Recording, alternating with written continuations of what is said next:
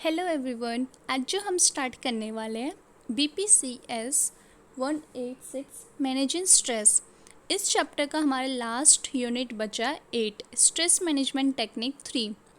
इसमें भी कुछ टेक्निक्स है जो हमारे स्ट्रेस को मैनेज करने में हमारी बहुत हेल्प करते हैं। इसमें हमारे दो टॉपिक है जो हमें कवर करने हैं। पहला इंटरपर्सनल स्किल, दूसरा प्रॉब्लम सॉल्विंग। जो पहला टॉपिक है हमारा इंटरपर्सनल स्किल, पहले तो हमें ये चीज़ समझनी चाहिए कि ये है क्या और इसकी क्या ज़रूरत है। अगर हम इंटरपर्सनल स्किल के बारे में बात करें तो ये डिस्क्राइब करता है हमारे बिहेवियर को और हमारी क्वालिटी को, कि एक व्यक्ति का उसका बिहेवियर कैसा है और उसकी क्वालिटीज़ कैसी है और वो किस तरीके से लोगों से मिलता है। और इसमें एक चीज़ और नोट करने वाली बात है कि इंटरपर्सनल स्किल में हमें लर्न कराया जाता है। जैसे कि फॉर एग्ज़ाम्पल, अगर आप कुछ भी सीख रहे हो, नई बाइक या कार कुछ भी चलाना या साइकिल या स्विमिंग, कुछ भी आप नई चीज़ सीख रहे हो तो आप खुद से कमिटमेंट करते हो ना कि हमें ये चीज़ सीखनी है, और आपके अंदर वो इच्छा होती है, विलनेस होती है कि आपको ये चीज़ सीखनी ही है।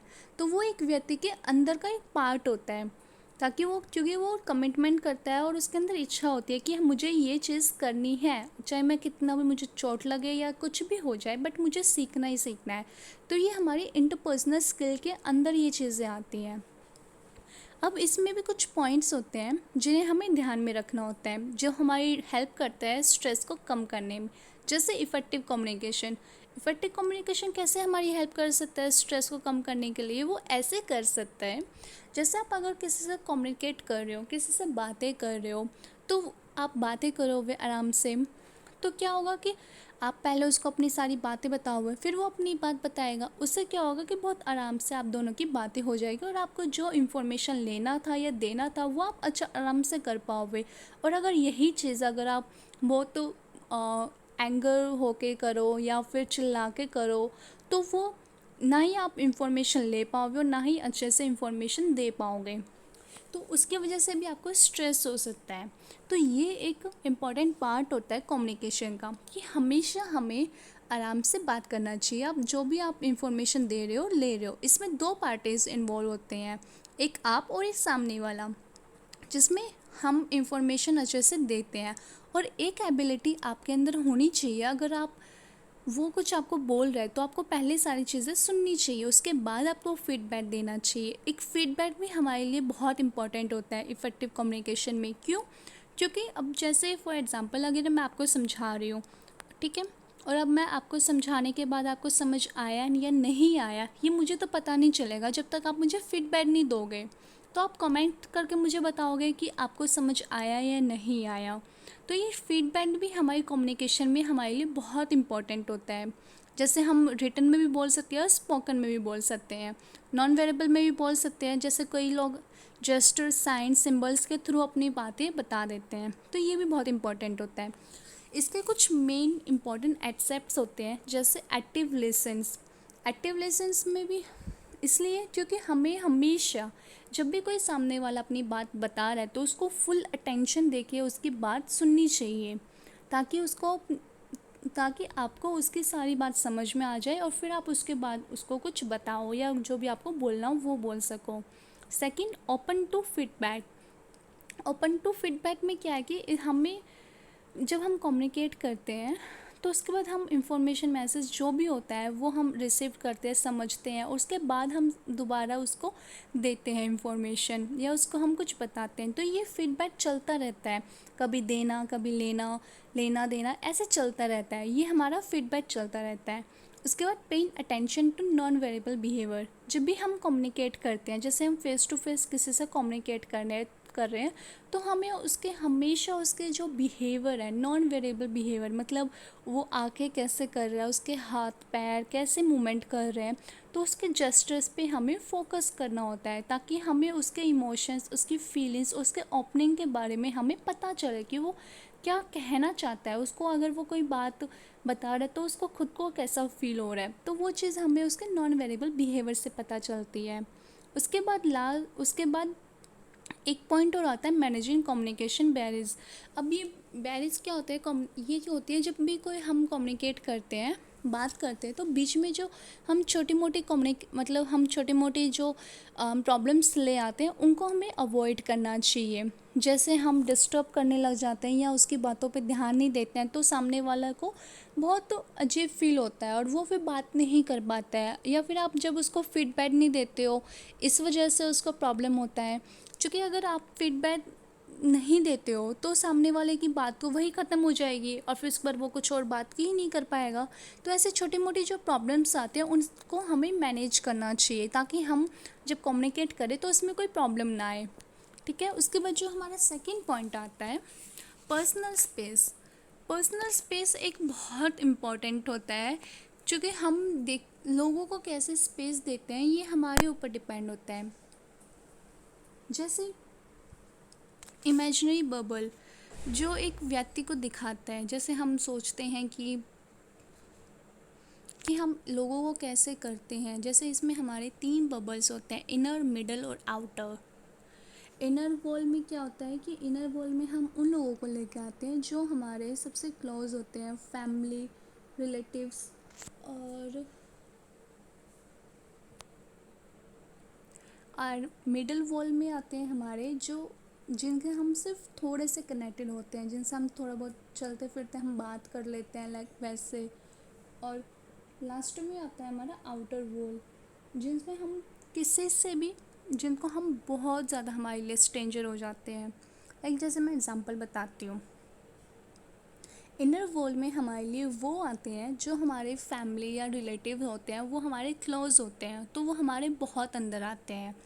मिडल वॉल में वो आते हैं, जैसे हम एग्जांपल ले सकते हैं ऑफिस या कॉलेज में या फिर स्कूल में, जिनसे हम जो हमारे फ्रेंड नहीं होते हैं बट वे क्लासमेट्स होते हैं हमारे, या फिर हमारे वो पार्टनर होते हैं। जैसे ऑफिस में हमारे ग्रुप में हो गए बट उनसे हमारी इतनी कम्युनिकेशन नहीं होती है तो वो हमारे मिडल वॉल में आ जाते हैं। आउटर वॉल में हम उनको रखते हैं जो हमारे लिए स्ट्रेंजर होते हैं, जिन्हें हमें ना तो हमने कभी उनको देखा, ना हमने कभी उनसे बात की, ना ही हम कभी उनसे मिले, तो हमारे आउटर वॉल में आते हैं।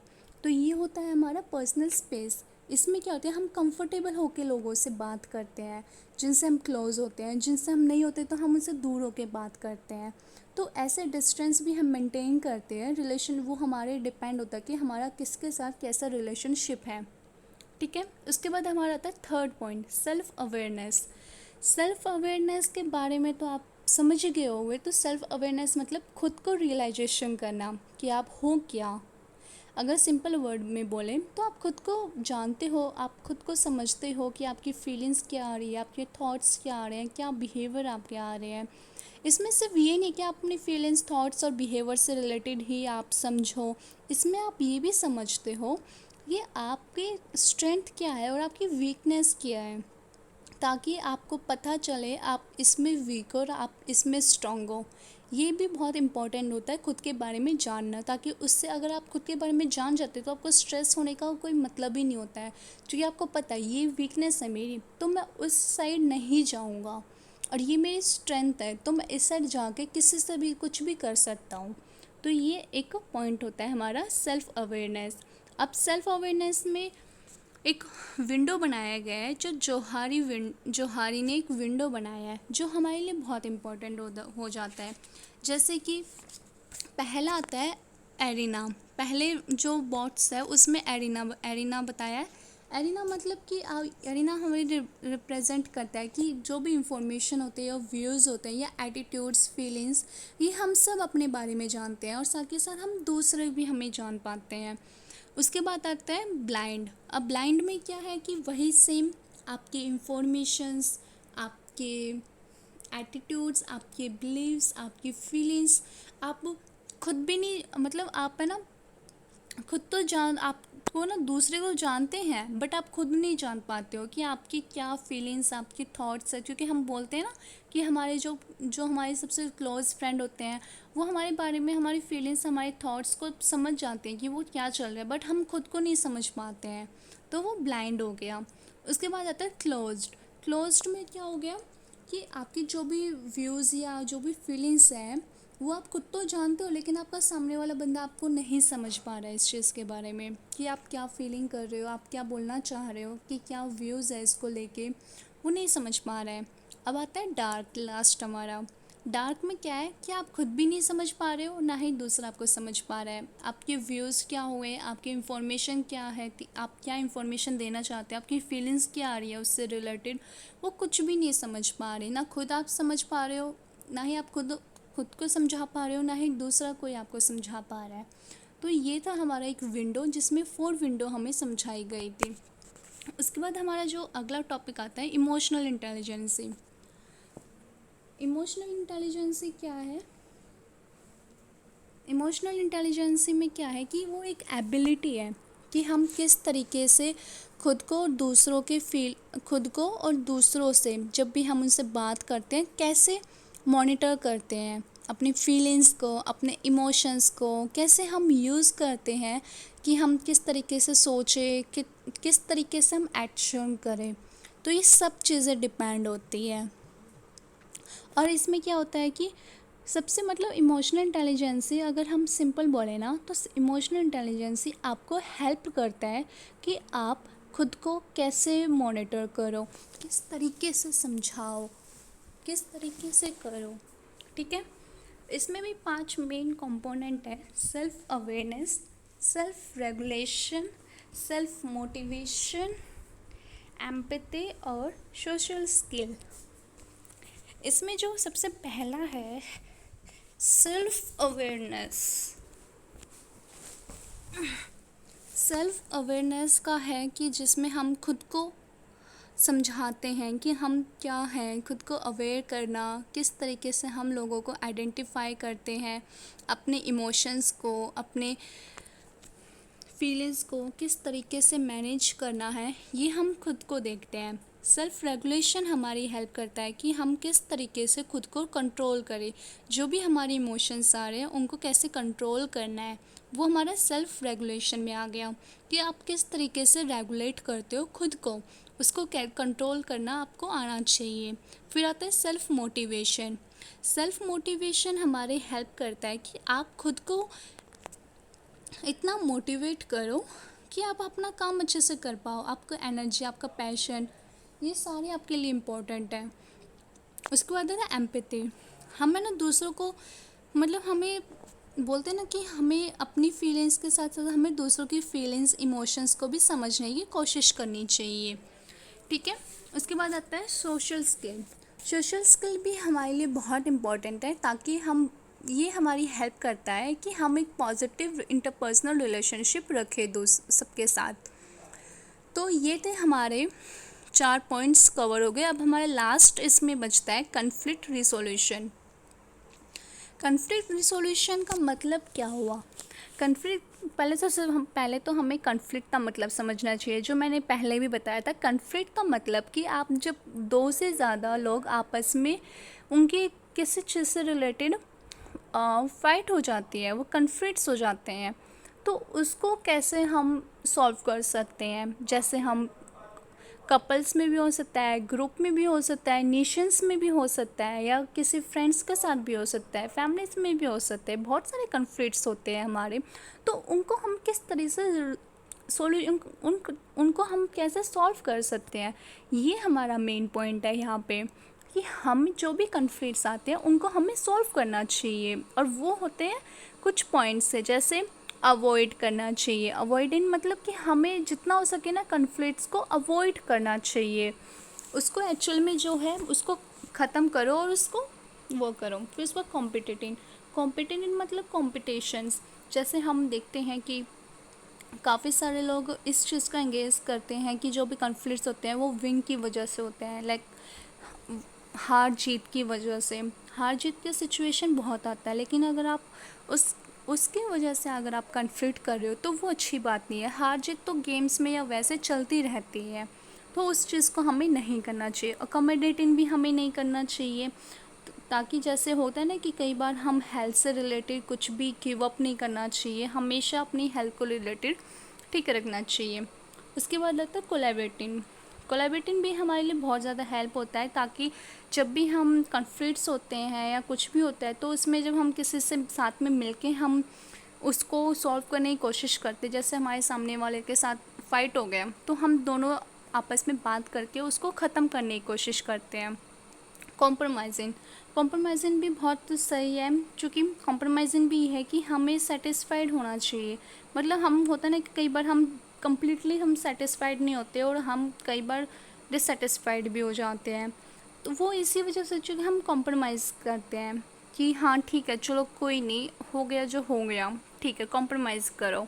तो वो आपको हेल्प करता है कि आपको उस कन्फ्लिक्ट से आपको बचाता है, और कन्फ्लिक्ट होगा तो स्ट्रेस को ऑटोमेटिकली आ ही जाएगा, तो इस चीज़ को कम करने में हमारी हेल्प करता है। तो जो हमारा पहला था टॉपिक इंटरपर्सनल स्किल, उसमें हमारे 4 पॉइंट्स के जो हमने अच्छे से समझे। अगर डाउट आता है तो आप मुझसे पूछ सकते हो। उसके बाद एक लास्ट टॉपिक हमारा बच रहा है प्रॉब्लम सॉल्विंग। प्रॉब्लम सॉल्विंग मतलब कि ये एक मेंटल प्रोसेस है जिसमें बहुत सारी चीज़ें हमें एनालाइज करनी होती है। जैसे कोई भी प्रॉब्लम आती है तो हम उसको एनालाइज करते हैं कि वो कहाँ से आई है, कैसे आई है, उसको हम ढूंढने की कोशिश करते हैं और उसके बाद उस प्रॉब्लम को सॉल्व करने की कोशिश करते हैं। तो ये एक हमारे लिए इम्पोर्टेंट हो जाता है। इसमें प्रॉब्लम सॉल्विंग का सिंपल सा प्रोसेस ये होता है कि हम आइडेंटिफाई करते हैं प्रॉब्लम को, फिर कुछ आइडियाज़ निकालते हैं, सॉल्यूशन ढूंढते हैं, फिर सेलेक्ट करते हैं कि हमें कौन सा सॉल्यूशन लेना चाहिए, और फिर उसके बाद हम इम्प्लीमेंट करते हैं उसके लिए। और जो भी हमने इम्प्लीमेंट किया है उसके बाद हम देखते हैं कि उसका क्या रिज़ल्ट आता है।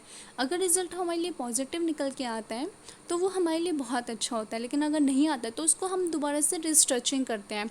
दोबारा से हम उसको वहाँ पे जाके देखते हैं कि हमने क्या मिस्टेक कर दी, क्या रह गया, तो उसके बाद दोबारा हम उसको सॉल्यूशन ढूंढने की कोशिश करते हैं। तो ओवरऑल क्या है कि जो हमारा सेकंड ब्लॉग था इसमें हमने बहुत सारी मैनेजमेंट टेक्निक्स देखे कि हम अपने स्ट्रेस को कैसे कम कर सकते हैं। और जब भी कोई भी व्यक्ति स्ट्रेस में होता है तो अगर इन टेक्निक्स को अपने यूज़ करता है तो वो अपने स्ट्रेस को कम कर सकता है, शॉर्ट टर्म के लिए भी और लॉन्ग टर्म के लिए भी, दोनों के लिए हमारे लिए बेनिफिट होता है। और ये एक रिस्पॉन्सिबिलिटी होती है कि ताकि ये हमारी रिस्पॉन्सिबिलिटी होता है कि हम खुद को खुश रखें, हम अपनी लाइफस्टाइल को हमेशा मेंटेन करके रखें, हैबिट्स अच्छी रखें, रेगुलर एक्सरसाइज करें, डाइट करें, और जो भी हो सके जो अनहेल्दी लाइफस्टाइल होते हैं उनको अवॉइड करें। अपनी हॉबीज़ और जो हमारे इंटरेस्ट है जिस चीज़ में भी, हम उसमें बिज़ी रहें, ना कि हम ऐसे ही वेले बैठ के टाइम वेस्ट करें, उसमें बिज़ी रहे। जो आपको पसंद है आप उसमें अपना ध्यान रखें, तो उससे हम जितना हो सके हम अपने स्ट्रेस से बच सकते हैं। तो ये था हमारा आज का लास्ट चैप्टर। आई होप आप सबको अच्छे से समझ आ गया होगा। अगर कोई भी डाउट होता है तो आप कमेंट बॉक्स में मुझे बता सकते हैं। अगर आपको पीछे चैप्टर्स में से किसी में भी कोई भी टॉपिक या कोई भी पॉइंट आपको समझ नहीं आ रहा है तो आप प्लीज़ मुझे बता सकते हैं। मैं आपको जल्दी से उसका आंसर देने की कोशिश करूँगी। एंड लास्ट बात, आपका पेपर होने के बाद मुझे प्लीज़ कमेंट करके बताना कि आप सबका पेपर कैसा गया। मैं जानने की कोशिश करना चाहती हूँ कि आप सबका कैसा पेपर गया और आपको हेल्प मिली या नहीं मिली। अगर मिली तो प्लीज़ कमेंट करके बताना। Thank you so much. Bye.